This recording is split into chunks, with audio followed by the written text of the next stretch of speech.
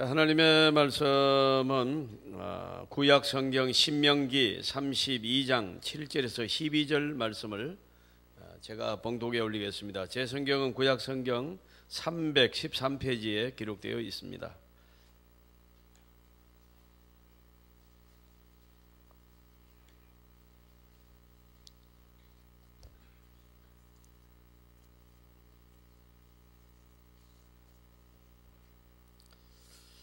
신명기 32장 7절에서 12절의 말씀을 봉독에 올리겠습니다. 옛날을 기억하라. 역대의 연대를 생각하라. 내 아버지에게 물으라. 그가 네게 설명할 것이요 내 어른들에게 물으라. 그들이 네게 말하리로다. 지극히 높으신 자가 민족들에게 기업을 주실 때에, 인종을 나누실 때에 이스라엘 자손의 수요대로 백성들의 경계를 정하셨도다. 여호와의 분깃은 자기 백성이라. 야곱은 그가 택하신 기업이로다. 여호와께서 그를 황무지에서 짐승이 부르짖는 광야에서 만나겠고 호위하시며 보호하시며 자기의 눈동자같이 지키셨도다. 마치 독수리가 자기의 보금자리를 어지럽게 하며 자기의 새끼 위에 너풀거리며 그의 날개를 펴서 새끼를 받으며 그의 날개 위에 그것을 덮는 것 같이 여호와께서 홀로 그를 인도하셨고 그와 함께 한 다른 신이 없었도다. 아멘. 여러분, 오늘 아침 어떻습니까? 우리가 잘 아시는 대로 종교개혁자 마틴 루터의 설교지 가운데 우리가 잘 알고 있는 내용이 있습니다. 우리가 알지만은 한 번 더 살펴보면 마귀는 하나님의 나라 확장을 방해하고 또 하나님의 교회를 이제 없애려고 하는 게 사탄이에요. 어떻게 하면 없어지느냐? 서두를 것 없다. 천천히 믿으세요. 서두르지 마세요. 기회가 많습니다. 이렇게만 하면 된다. 이게 참 무서운 거죠. 봉사하세요. 봉사하지 말라 안 합니다. 다음에 하라는 거예요. 다음에. 이게 다음이 30년도 가고 40년도 가는 거죠. 그러면 안 한다 이게. 그 사람 딱 묶여 있다. 그래서 여러분, 오늘 말씀드립니다. 신앙은 정말 긴급한 것입니다. 신앙생활은 여러분 종말론적인 것입니다. 오늘 하지 않으면 없는 겁니다. 그래서 여러분, 오늘 이 시간에도 하나님은 저와 여러분의 영혼의 구령을 위하여 긴급한 메시지, 긴급한 활동을 하고 계시는 줄 믿습니다. 해운대 쪽에서 지금 길이 막혀가지고 그쪽에 사는 성도님들이 교회에 못 오고 있다고 지금 전화들이 오고 있습니다. 그래서 1시간 동안 차에 앉아 있다가 지금 가까운 교회로 지금 긴급하게 들어가고 있습니다. 거기에 무슨 일이 있나요? 해운대 쪽에? 걷기 운동합니까? 영화제요? 네. 영화제 하는군요. 네. 여러분, 신앙생활은 한마디로 말합니다. 긴급한 겁니다. 왜 긴급하느냐? 오늘처럼 영화제 때문에 교회 못 나올 수도 있고 오늘 밤에 죽을 수도 있기 때문에. 누구도 모릅니다. 5분 후에 일을 안다면 어떤 사람이 불행한 일을 당하고 교통사고를 당하겠습니까? 여러분, 오늘 이 시간에 은혜 받는 시간인 줄 믿습니다. 다음에 살피고 다음에 내가 기도하고 다음에 은혜 받고 봉사하고 다 여러분 소용없는 일입니다. 지금 이 시간에 다른 사람도 말고 은혜 받는 일은 내가 받아야 될 줄로 믿습니다. 좀 더 천천히 하다가 그만 기회를 놓치고 또 두려워하는 것을 우리가 당할 때가 많아요. 그 은혜 받을 때 은혜 받지 못하면 사탄이 여러분 우리를 유혹하고 공격하여서 다시는 은혜 받는 자리에 못 오도록 우리를 유혹하는 것입니다. 여러분, 그래서 이 습관이 중요해요. 천천히 오는 사람, 빨리 하는 사람. 제가 보기에는 그래요. 제가 보기에는 이 습관이 참 무섭습니다. 예배 시간에 좋은 습관은요 30년이 돼도 졸고요. 제가 이제 서울에 갔다가 다시 또 이제 있던 교회로 다시 부목사로 왔잖아요. 다시 부목사로 와가지고 첫 설교를 하는데 궁금한 게 하나 있어요. 적어도 10년 전에 내가 이 교회를 떠날 때 계속 졸고 있던 사람이 지금도 졸고 있을까? 그것이 궁금하더라고요. 그래서 첫 설교를 하면서 그쪽으로 자꾸 보니까 여전히 졸았습니다. 이게 참 쉽지가 않아요. 예. 이 습관이라는 게 무서운 거죠. 어른들이 그런 말씀 하셨잖아요. 예, 여러분 뭐 동네마다 이 얘기는 조금 다릅니다는 다 들은 얘기인데 한번 옛날 생각도 나고 하시니까 한번 들어보세요. 여러분, 이 양반 집의 아들이 백정의 딸을 사랑한 거예요. 이게 절색 미인이에요. 그래서 여러분 아무리 아버지가 말기도 안 돼요. 그래서 어떻게 할 수 뭐 죽는다고 그러니까 그 결혼을 허락해가지고 백정 딸하고 양반 아들하고 결혼을 했는데 이게 겁이 납니다. 이 양반 집에 가가지고 어떻게 말을 해야 되고 어떻게 행동했는지 전혀 본 적도 없고 들은 적도 없습니다. 그래서 어머니가 딱 딸에게 말합니다. 딸아, 걱정할 것 같다. 딱 이것만 명심하면 된다. 마지막 단어에 님자만 붙이면 끝난다. 양반이 별거 아니다. 시아버님, 이렇게 님을 딱 붙이면 도련님 이렇게 하면 된다. 하긴 보니까 뭐 쉬워요. 그래서 여러분 밥상을 들고 가지고 시아버지한테 딱 나가면서 빡 보니까 시아버지 머리에 파리가 있는 거예요. 아버님, 여기까지 좋았습니다. 아버님 대갈통님의 파리님 붙었습니다. 억지로 안 웃어도 됩니다. 다 아는 얘기잖아요. 네. 그러니까 이게 뭔가니까 잘 안 된다는 거죠. 이게 잘 모른다는 거죠. 이 습관을 못 고쳐요. 저도 여러분 세상에 막 그냥 살다가 20살 때 성령 받고 오늘날 신학을 10년 하고 그 다음에 이제 목사가 된데도 이 말이 습관이요. 이 정말로 이 아름다운 말 또 고급스러운 말 이런 걸 해본 적이 없어가지고 굉장히 힘들었어요. 그 막 진땀을 내고 설교도 막 너무도 이 단어 하나에 신경을 쓰다 보니까 본문을 놓치고 막 맥락을 놓치고 그런 적도 많아요. 여러분 비로소 제가 40년이 걸려서 이제는 의식하지 않아도 좋은 말로 이래 설교할 수 있게 된 거예요. 아름다운 단어를 쓰게 된 것입니다. 사랑하는 성도 여러분, 오늘 이스라엘 백성들은 애굽에서 인도함을 받아 이제 가나안 땅으로 들어갑니다. 그런데 이스라엘 백성이 애굽에서 노예 생활을 한 지가 무려 430년입니다.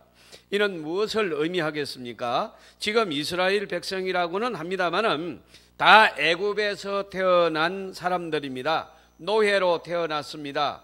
노예 문화에서 자랐습니다. 노예 생활하고 있었던 것입니다. 그러니까 노예 생활에 완전히 침륜되고 젖어버렸고 노예화 된 의식을 지니고 있었던 사람이 오늘 출애굽하는 이스라엘의 백성의 형편입니다.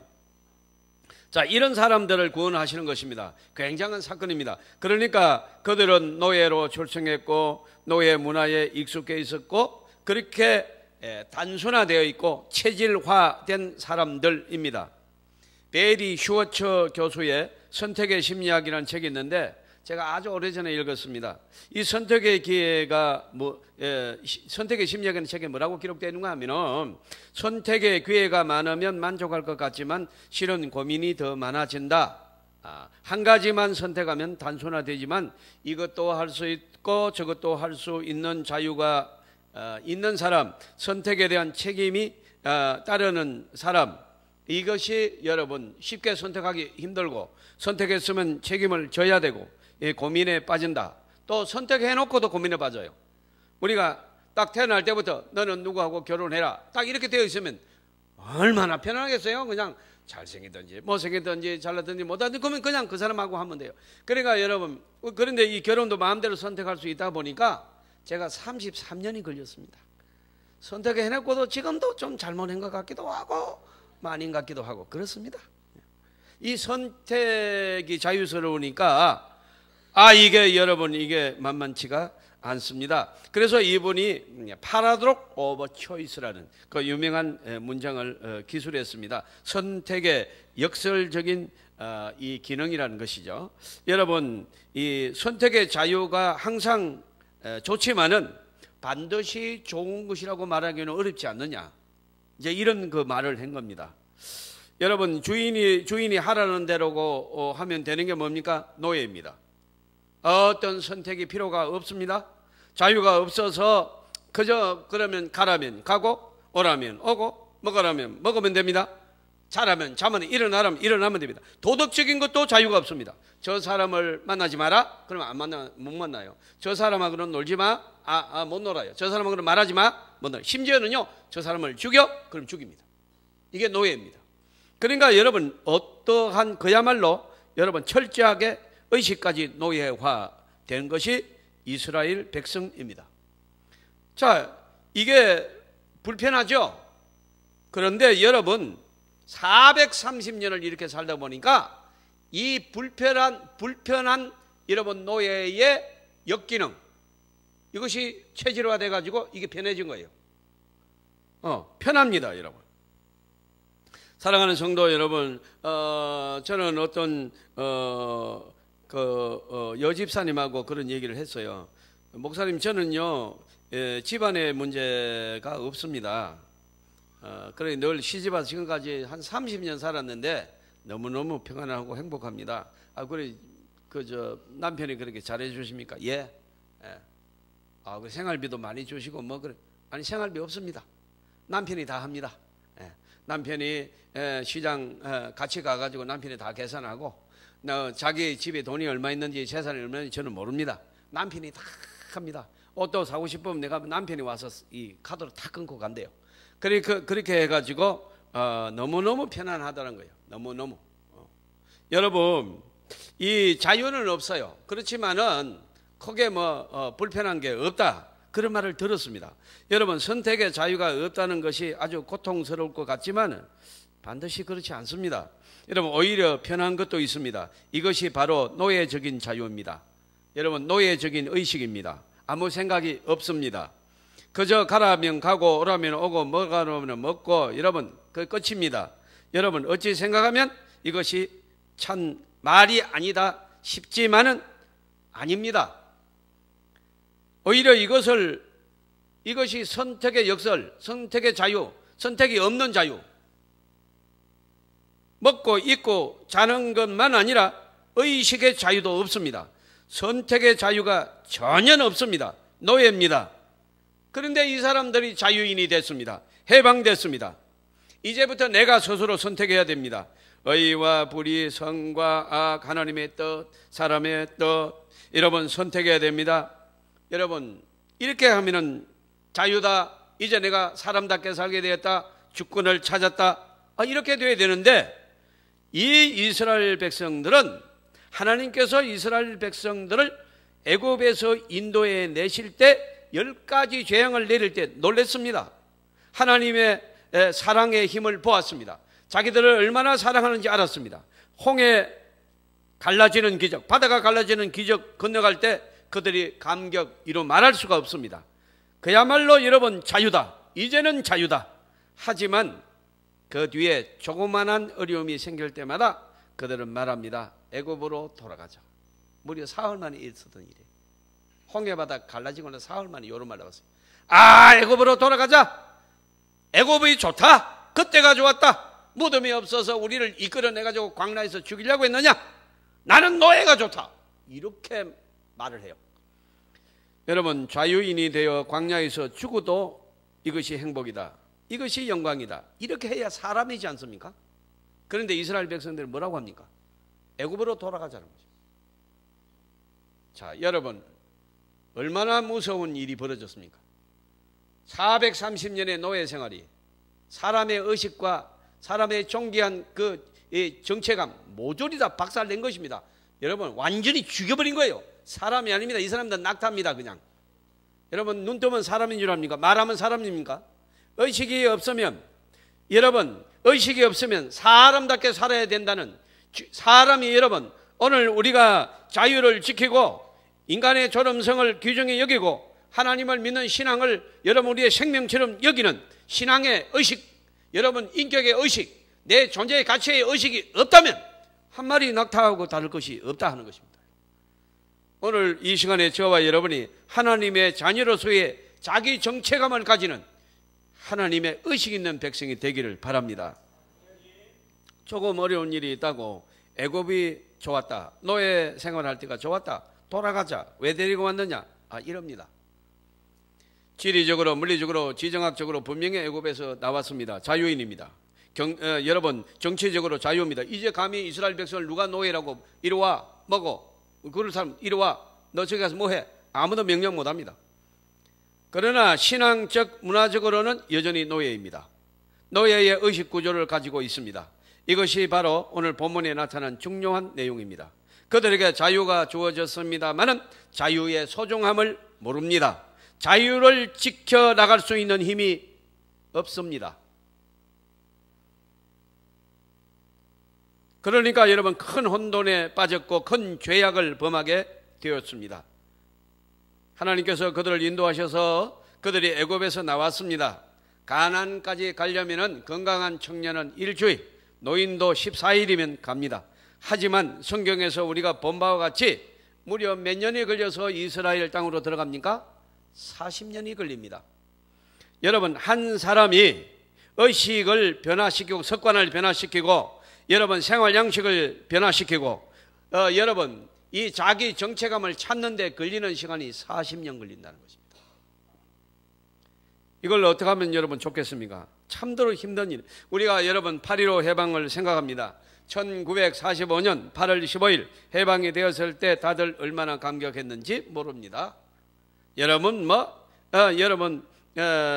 저희들은 해방을 못 받지만은 조금 더 연세 드신 분은 여기서 해방을 본 분도 계시지 않을까요? 우리 교회도요. 여러분 해방되기 전에는 주일학교 예배 때 교회에서 찬송을 일본말로 불렀다고 그러더라고요. 해방되기 전에 교회 예배는 드리는데 찬송을 일본말로 불렀대요. 성경을 일본말로 읽었답니다. 설교만 한국말로 했다고 그래요. 그래 이렇게 여러분 안 하면 그냥 잡아가서 그냥 치조하니까 그래서 여러분 그렇게 한 거죠. 그러다가 해방이 되었습니다. 얼마나 감격스럽습니까? 해방된 날 여러분 한경직 목사님이 이제는 우리나라 찾았다.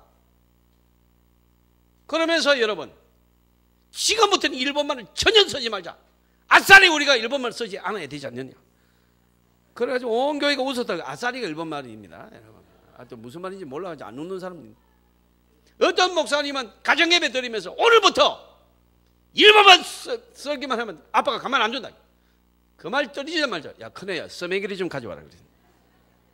이게 늘 쓰다 보니까 이 습관을 못 버리는 거예요.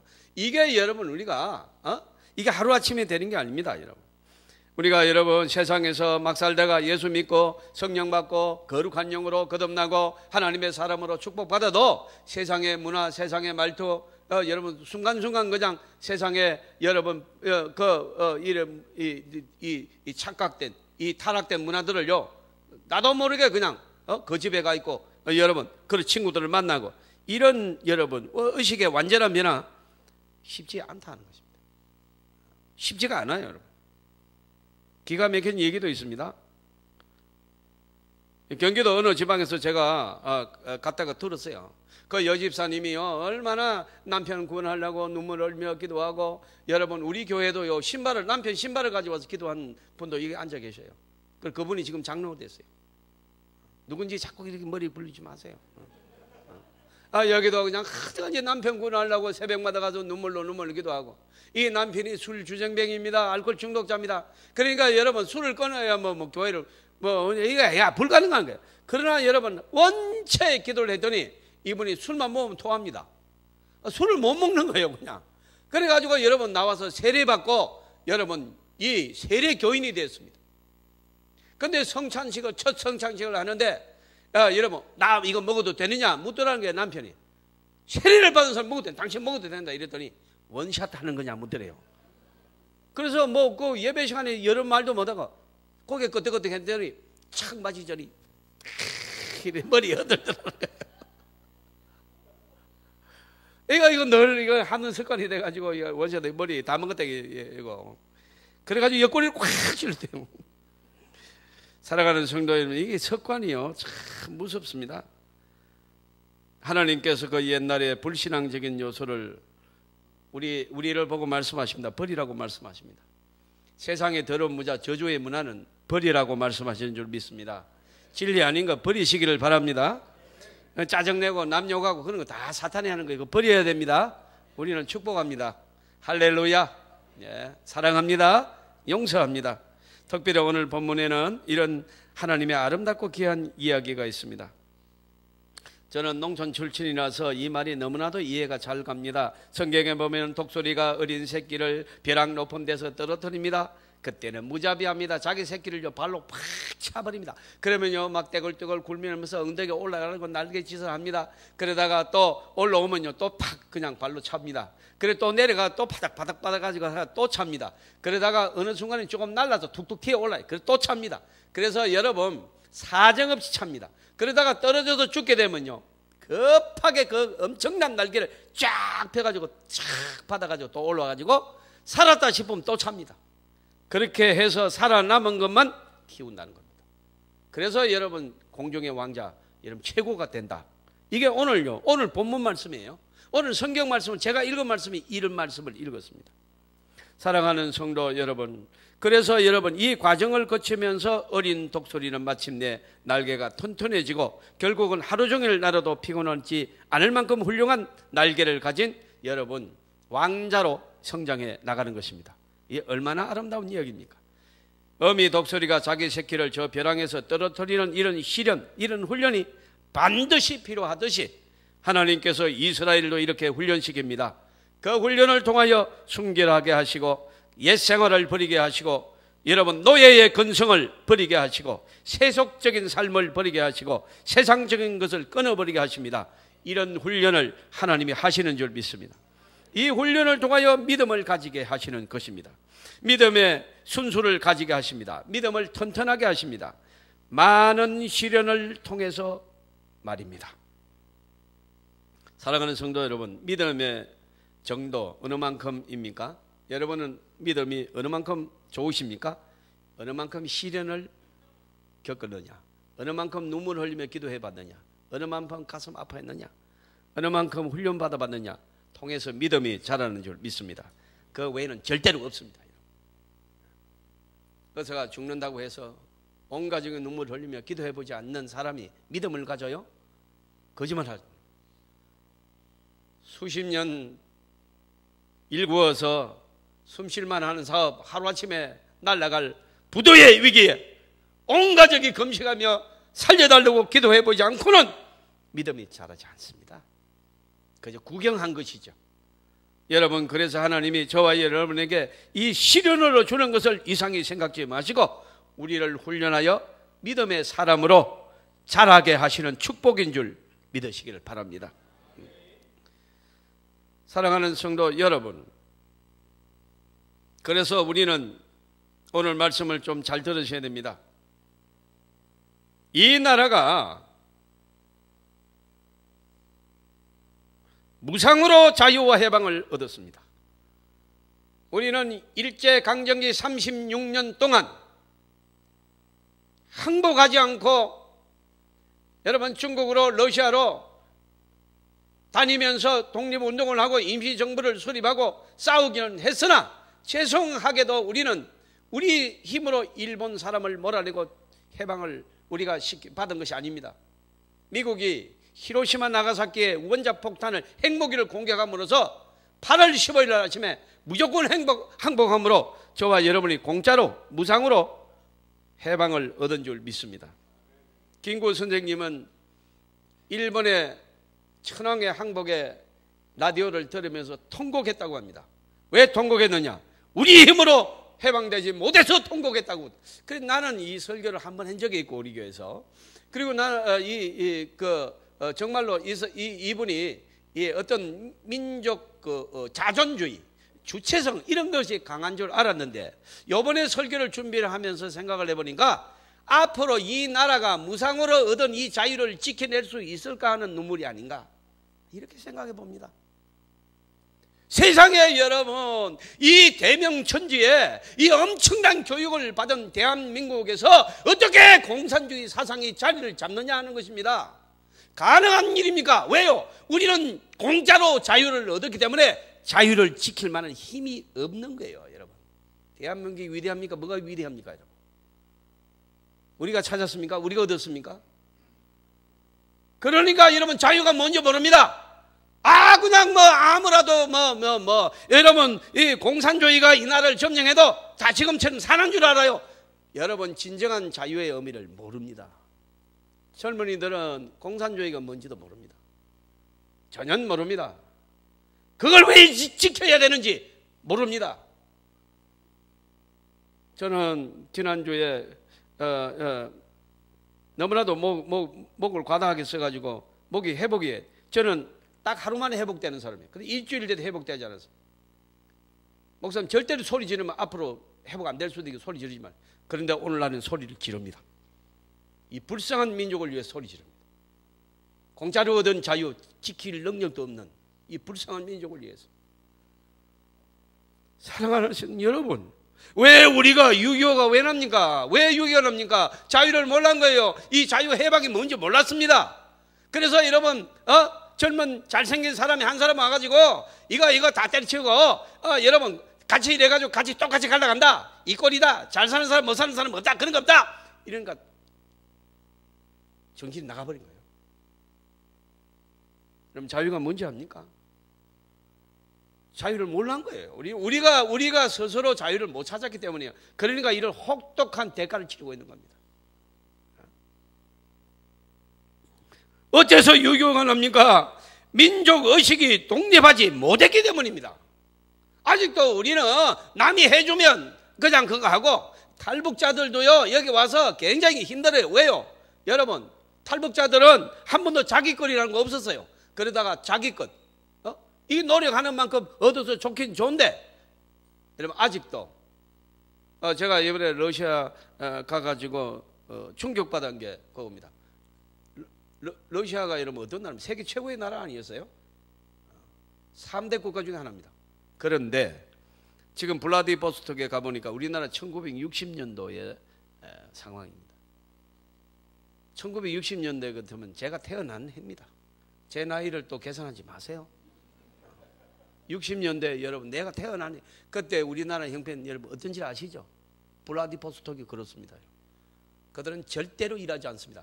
여러분 세계에서 땅덩어리 넓은 나라 세 나라를 들으면 지구의 3분의 1 그 나라들이 세 나라가 다 차지하고 있어요. 제일 큰 나라 대보세요. 중국, 캐나다, 러시아입니다. 가도 끝이 없는 엄청난 땅. 여러분 이 러시아가 시차가 한 나라에서 시차가 8시간 납니다. 이해가 갑니까? 블라디보스톡에서 모스크바까지 가는데 비행기로 8시간 걸립니다. 얼마나 땅덩어리가 큰지. 그래 여러분 전부 다 농사 지을 수 있는 땅인데 여러분 도마도 하나 상치 하나 심지 않습니다. 그래 상치가 있긴 있어. 이게 어디서 났냐니까 여러분 그 우즈베키스탄에서 가져왔대요. 우즈베키스탄 스탄이라는 땅이라는 뜻이. 키르키즈 거기서 농사 지어가지고 사가지고 오는 거예요.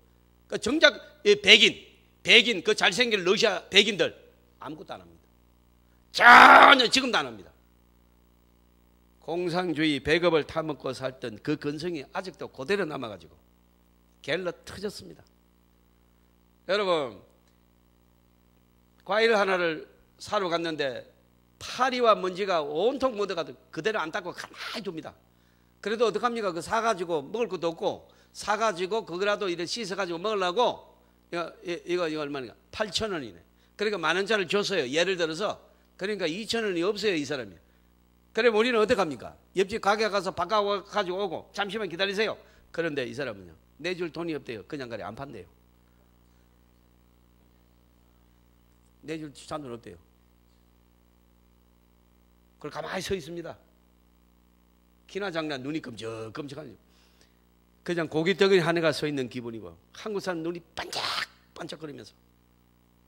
사랑하는 성도 여러분, 오늘 저는 생각합니다. 하나님께서 어떻게 이 기도 많이 하는 나라, 예배드리는 나라에 이렇게도 이데올로기적 싸움이 일어나고 공산주의가 남한에서 자리를 잡고 온갖 분야에 여러분 엄청난 세력으로 우리의 자유를 위협하고 생명을 위협하느냐. 당해봐야 자유가 뭔지 안다. 나는 그렇게 생각합니다. 당해봐야 돼요. 여러분 그래서 우리는 아까 얘기했잖아요. 신앙의 크기를 뭘로 정하느냐. 어느 만큼 시련을 통과했느냐. 신앙의 크기다. 대한민국을 새롭게 하시는 줄 믿습니다. 자유가 뭔지 똑바로 알아라는 거예요. 생명을 걸고 지킬 것이 자유민주주의입니다, 여러분.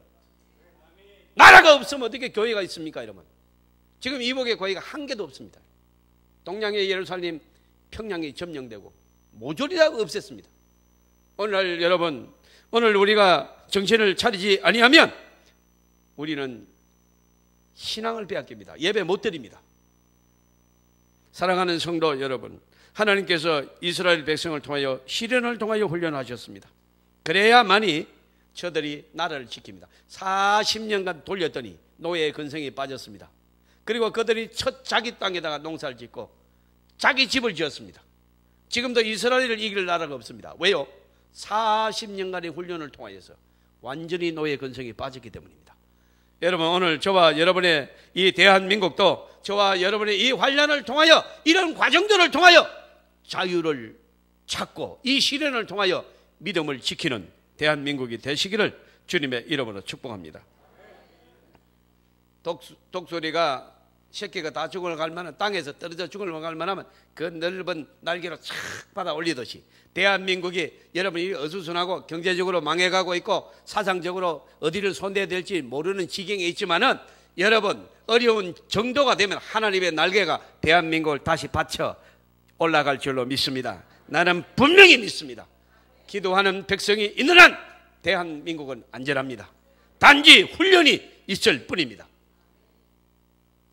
사랑하는 성도 여러분, 예수를 믿는 하나님 백성 여러분, 이 나라는 하나님이 축복한 나라, 자유민주주의입니다. 그 누구도 여기에 도전할 수 없으며 도전하면 하나님의 징계를 받을 줄로 믿습니다. 우리는 자유민주주의 국가를 세워야만이 예배를 드릴 수가 있습니다. 이 예배 가운데 하나님이 역사하시는 줄 믿습니다. 세계를 복음화해야 될 사명을 받은 나라가 대한민국입니다. 여러분, 이 모든 시련을 통하여 대한민국은 다시 날아오를 줄로 믿습니다. 믿음을 새롭게 하시고 옛사람에서 벗어나게 하시고 우리가 타락하고 나태하고 교만한 것으로부터 회개하게끔 오늘 하나님은 우리를 인도하고 계십니다. 시대가 어려워도 여러분 염려치 마시고 우리는 다시 하나님께로 돌아갑니다. 신앙의 열정을 회복하시기를 주님의 이름으로 축복합니다. 오늘 본문 말씀을 붙잡고 다시 기도합니다.